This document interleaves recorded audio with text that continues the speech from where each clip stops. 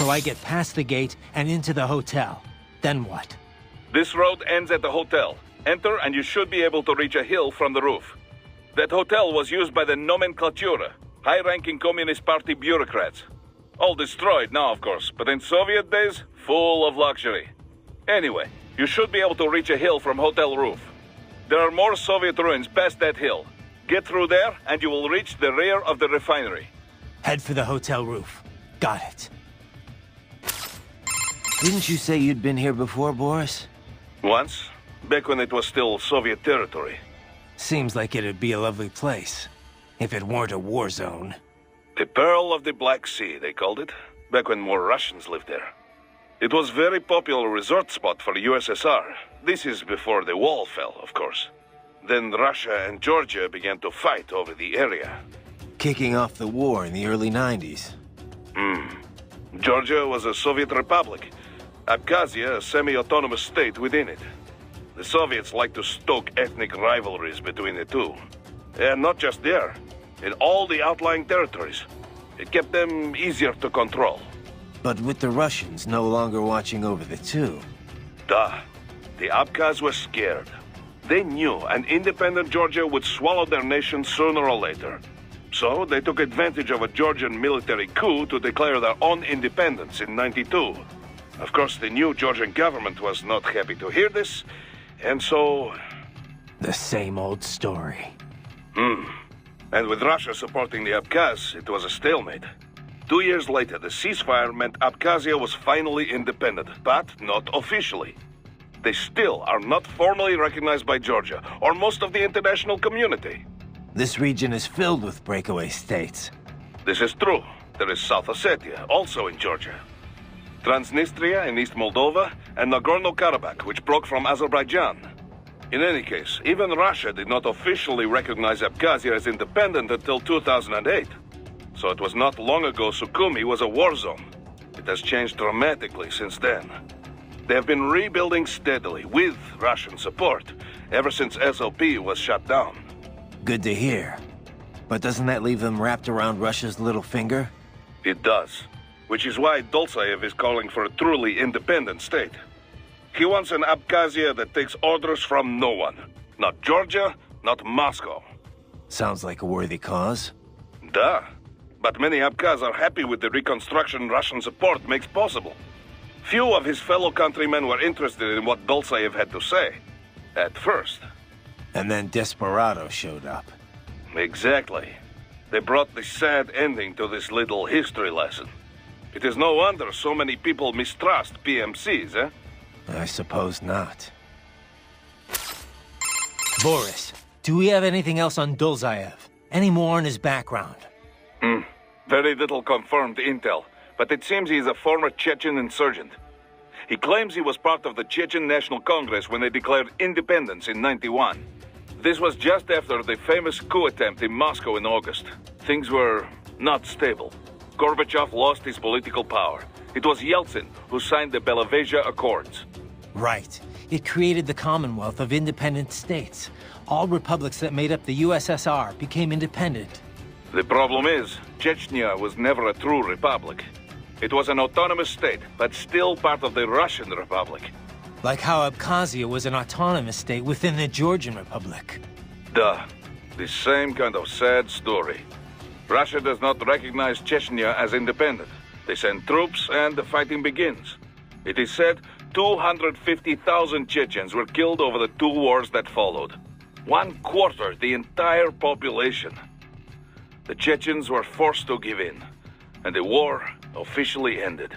But the rebels kept on fighting. Insurgents fled into Caucasus Mountains, formed several factions. They waged guerrilla war on Russia ever since. We think Dolzaev is the leader of just such a rebel group. Sounds like Russia bears some of the blame for radicalizing him and his men. I love my homeland, but she is not perfect. What nation is? Just remember, this could all be smoke.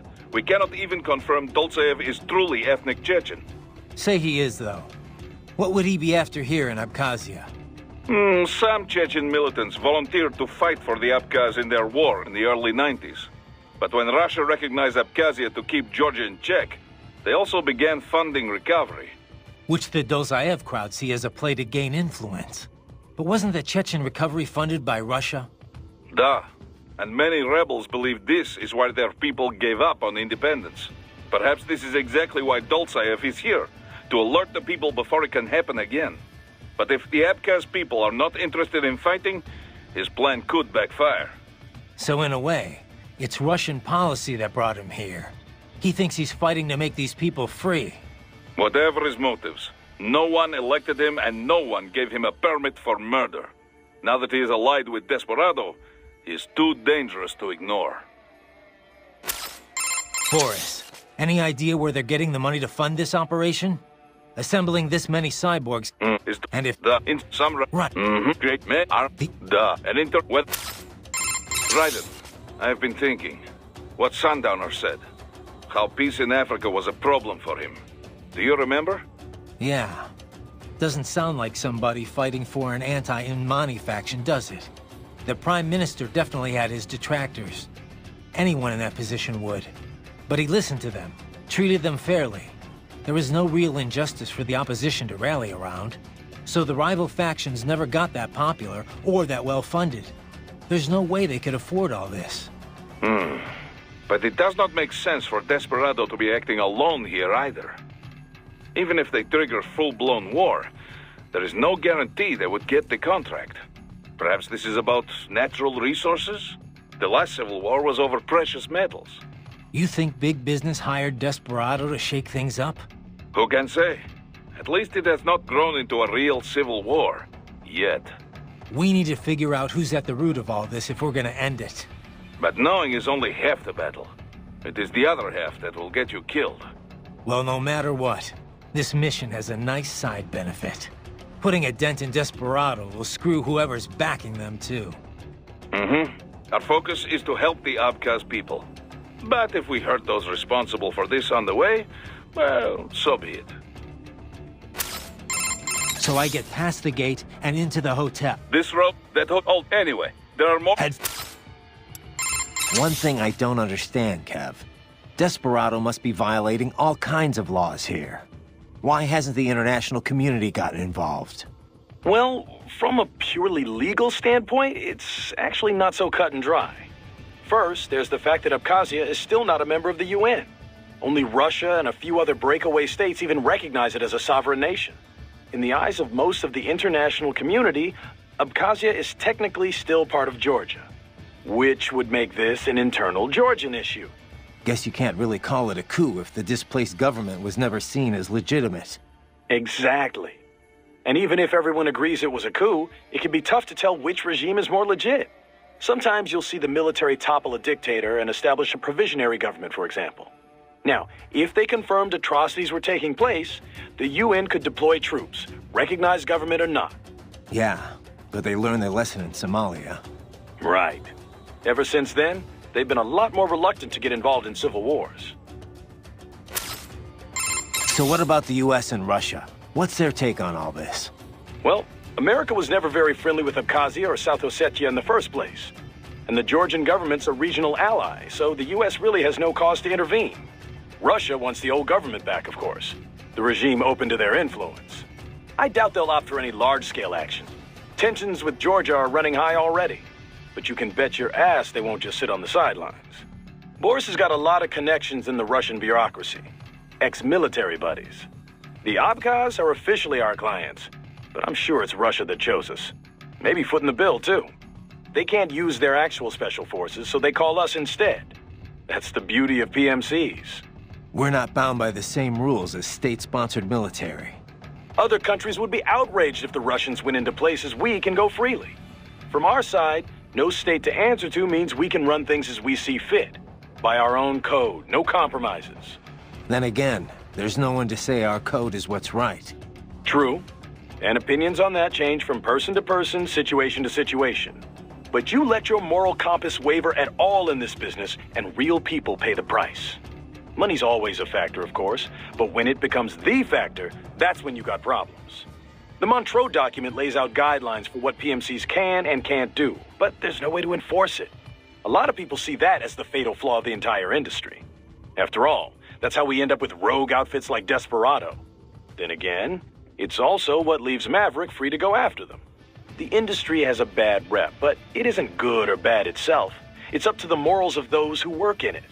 All we can do is what we think is right and try to lead by example. Anyway, sorry, you know how I am about this stuff. I'll get off my soapbox now.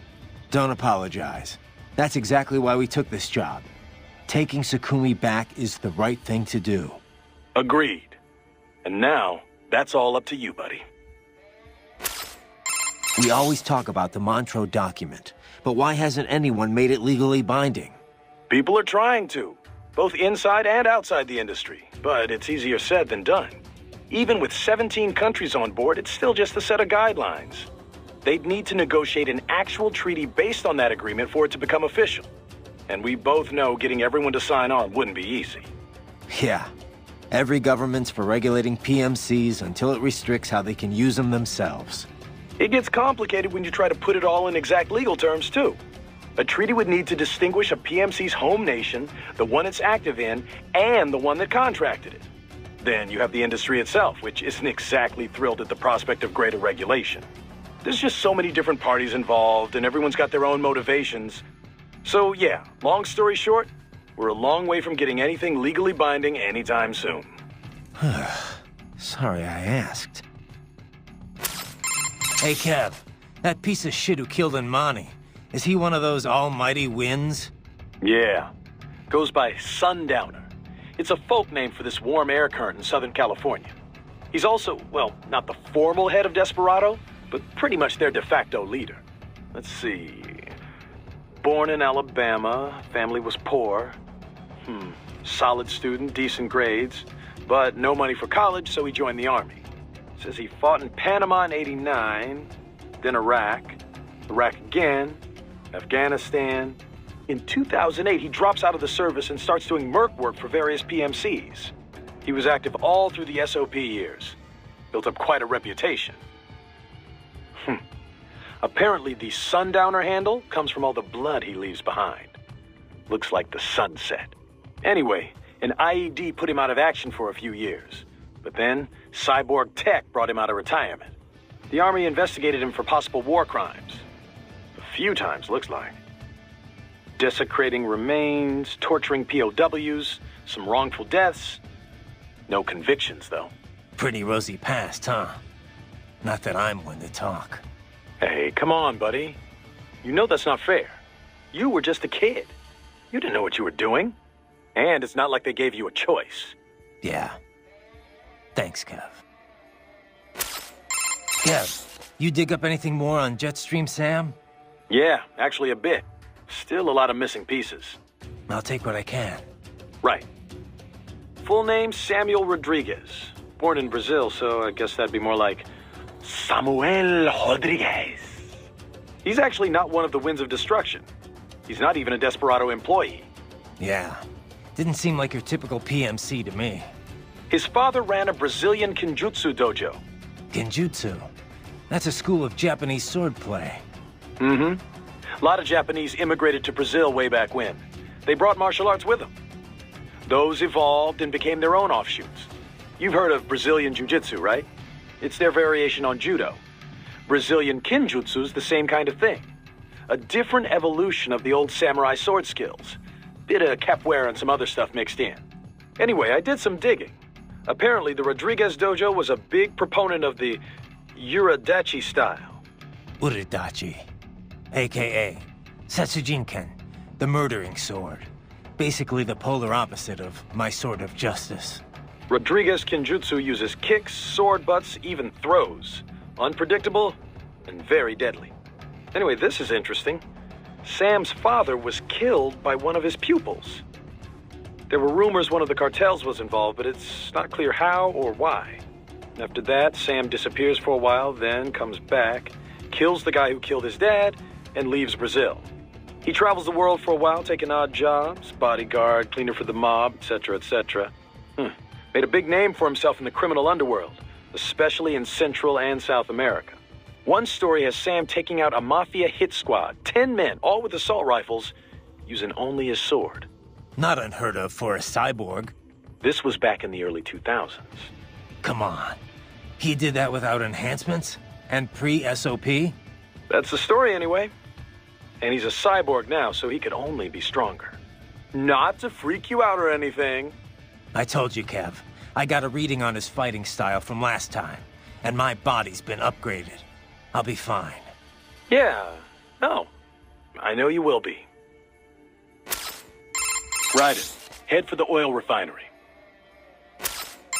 Raiden. My apologies, Raiden. I realize we never concluded our discussion on carbon nanotube muscle fibers. Didn't we? CNT drove major innovations in the field of cybernetics, not to mention unmanned gears. As I'm sure you are aware, Walker-type UGs require numerous linear actuators in order to function. Previously, organic polymers or cultivated muscle cells were used to that purpose. But the advancement of CNT technology allowed for comparable power in a far more compact package. This meant the same size UGs could be equipped with even greater firepower. Take the redesigned Metal Gear Ray, for example. They took all the space the old artificial muscles filled up and stuffed it with weapons. Precisely. Of course, UGs have improved in many ways, all to keep pace with cyborg advancements, you know. After all, the original Metal Gear program was designed to unite infantry and weaponry. As an evolution of this concept, the UG is now in direct competition with the cyborg. And the cyborgs already have an advantage with their maneuverability and smaller size, as you well know.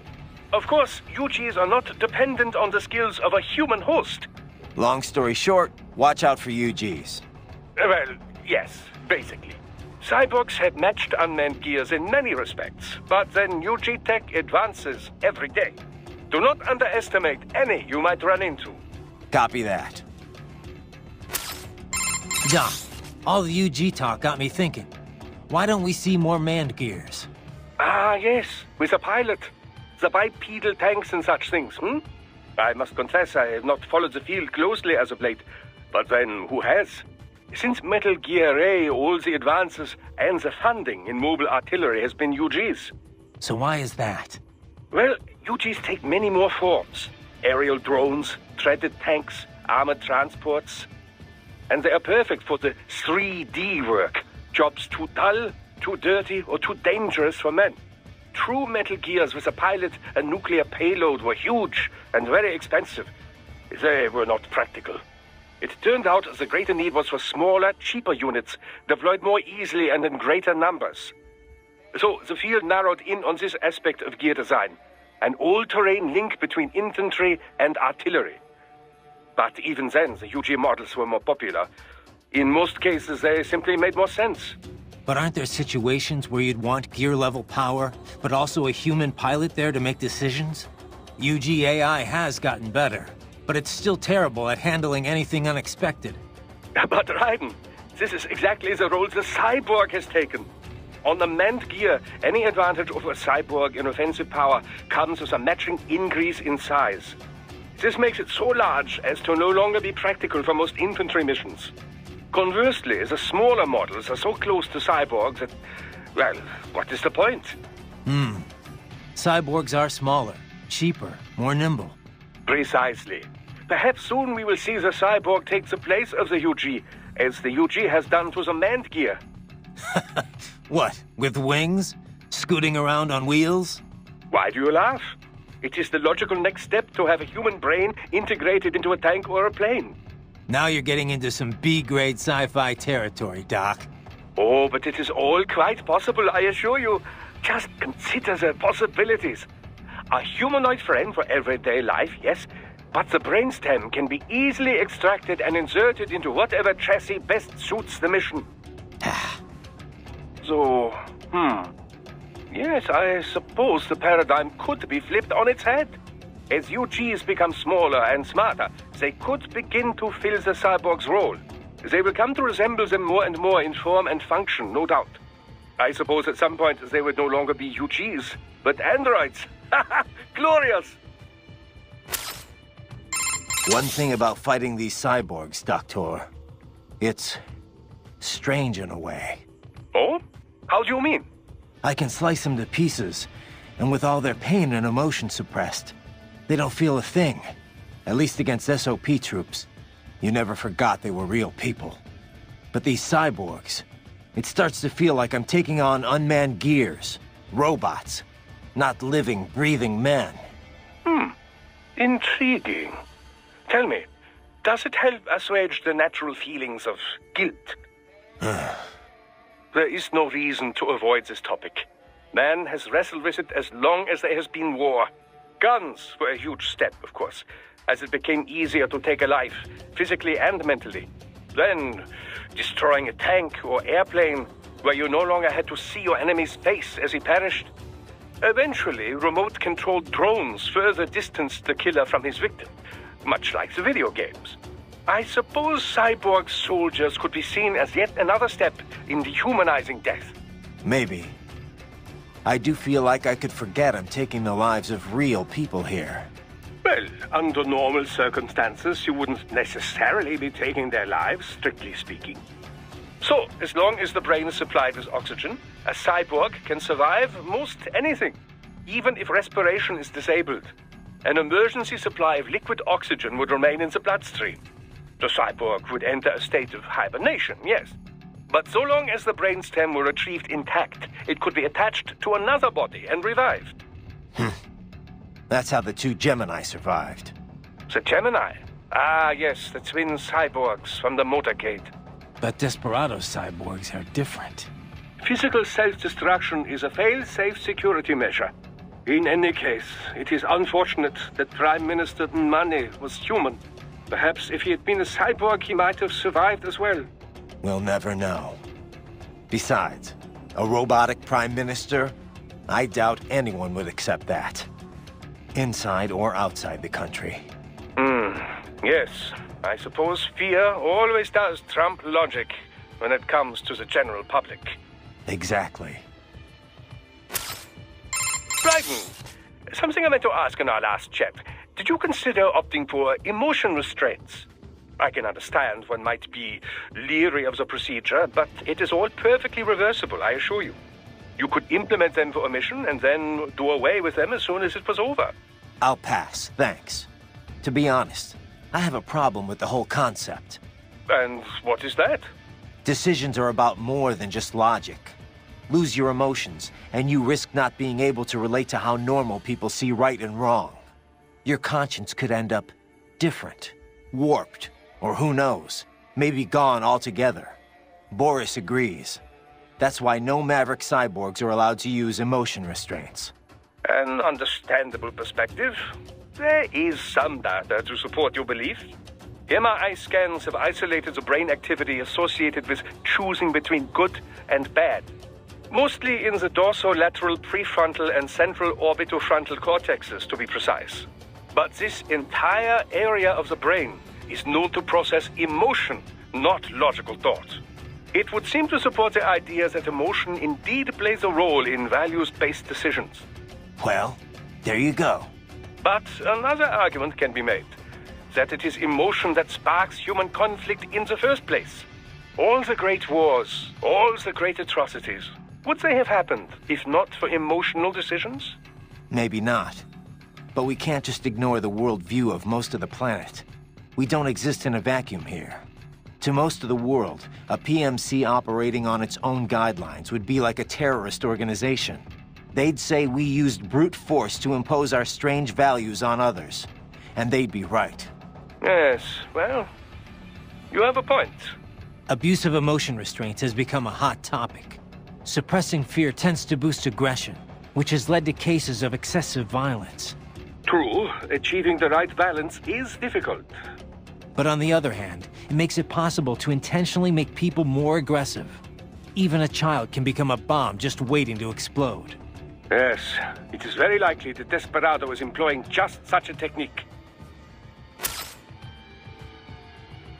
Hey Doc, Kev mentioned a lot of the high-ranking military were brain-jacked. Can you give me any more on that? Well, it is not my area of expertise, but I have working knowledge of such matters, yes. Much of it is similar to cybernetics, you know. Makes sense. A cyborg's frame is reading signals directly from the brain. Indeed. Brainjacking employs nanomachines to stop these signals from reaching a normal body. The pilot can then substitute their own signals and control the victim. They can govern all motor movement, but not the victim's thoughts. It is not mind control. More like a puppet. The subject will not move on their own. The pilot must send control signals. You can't just implant an idea like a hypnotist. Precisely. You must manipulate them directly. Now, there are several methods for doing this. The pilot can act out the desired behavior and send the resulting electric impulses in real time. For example, the master raises his right hand, the victim does the same. The master says, Arschgeige, and the victim does as well. Yeah, I get the idea, Doc. Another method is to set an AI in control as a victim. Less convincing, but less labor-intensive. The AI can access the subject's memory center, at least, to recognize acquaintances and the like. But anyone looks really closely, and the gig is up. Mimicking behavior from surface memories is difficult, you know. Quite difficult. AIs are still very poor at replicating more subtle cues, such as the manner of speaking. As a result, often the victim can barely pass as a human, much less any certain individual. With the current tech, a passing acquaintance might be fooled, but not a close friend. Not for long. Good. The idea of AIs controlling people is bad enough. At least I'll be able to tell if it happens to someone I know. So, Doc, if brainjacking can access someone's memory, can't we basically see everything in their past? Well, that would depend on precisely what you mean by see their past. The brain does not store every single detail the senses take in, you know. It records highlights, further simplified into a highly symbolic form, all to lighten the amount of data. We know how the brain reacts to what it was previously aware of.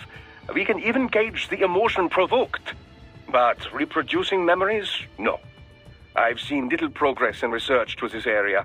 But say we directly linked my brainstem with the nanomachines of a brainjacking victim. Couldn't I read their memories? There have been attempts at such things, but it is not so simple, you know. The connections between successive memories make up one's identity. If you disturb that... For example, say we remove all memories you have of being yourself and replace them with my own. Yeah. You would feel you was a great Dr. Wilhelm Vogt. You would behave very similar to how I do. However, what if instead you kept your own memories and we added mine to them? You would feel you are both Raiden and Wilhelm Vogt. Suddenly your memories would not lead one to the next. You would be confused, disoriented, without a sense of which man you were, and thus how you should behave. So, you see, the very concept is not practical for most military applications. In trying to read an enemy's mind, you would, in a sense, become that enemy. You wouldn't know which side you were fighting for. Precisely. Cyborg memories are completely different, of course. A cyborg's visuals are often monitored by outside parties, much as we do with yours. This visual data can, of course, be recorded for later analysis. All with full video and all in the holographic memory in their left hands. So you can just sit back and enjoy the movie? Well, it's not always recorded, mind you. And even then, there's the issue of locating the desired data buried inside all that video. You might need to comb 10 days of recordings from 10 cyborgs to find a single person or document. That is 100 days of work. Even replayed double speed, 50 days. Can't you automate the search? Of course.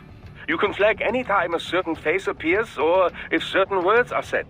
But the process is not perfect, and it still requires time, you know. Besides which, often one doesn't know what they are searching for until they find it. But should you ever require a search through your memory, Raiden, I would be happy to assist you. Yeah, for a modest fee, I'm sure. I have to say, Doc, it's almost scary everything nanomachines are capable of. SOP, brainjacking. Oh, but the cyborg is capable of even more. You think? I do. With nanomachines. You know this name has always bothered me, nanomachine. They are much more than smaller versions of existing machines. So much more. You cannot just take a motor and make it all teeny tiny, you know? A human chromosome is 10 micrometers long, roughly. A nanometer is 1/100th that length. These devices must be crafted at the molecular level to work at that scale. It is far more to do with molecular biology than mechanical engineering. Okay, Doc, but where are you going with it? It is, however, now possible to create proteins that simulate viral functions, effectively fooling natural human cells into taking on a wide range of less conventional characteristics, boosting strength or resilience or even regenerative ability. Not to CNT muscle fiber levels, of course. After all, these molecules and proteins can only make use of the materials at hand. That is to say, the atoms that naturally occur within the human body. I'm not sure I follow. Are you saying cyborg tech is already more advanced than nanomachines? Well, not necessarily. But the potential for future growth seems much greater, does it not? Natural means can only rearrange what is already there. Boost one ability too far, and you might take away from another. If the human race is to truly evolve, I believe we must shed this DNA-driven organic flesh and exchange it for something far more functional. Cyborg technology seems better suited to this purpose, at least in terms of military applications. But then, who knows? A revolution in nanotechnology could be occurring even as we speak. Progress rarely takes the form we expect, you know? Such is the great frustration and glory of science. You must continue along, Raiden.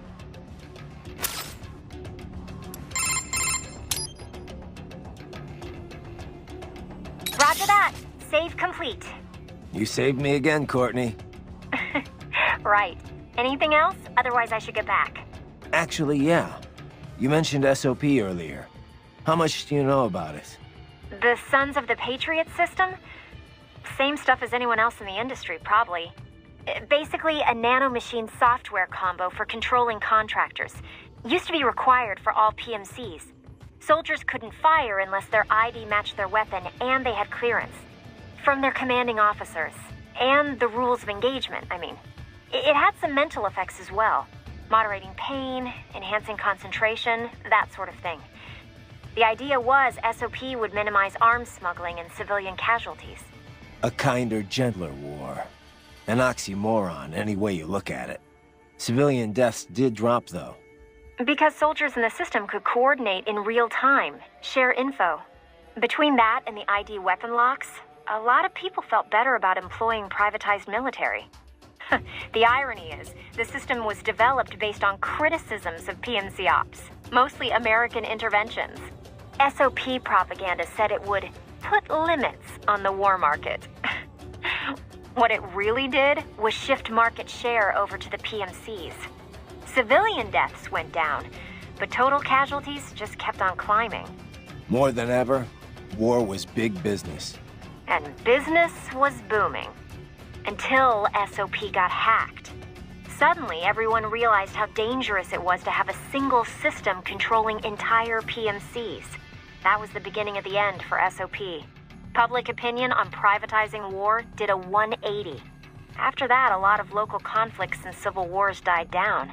The PMC conglomerates had to split up and downsize just to stay in business.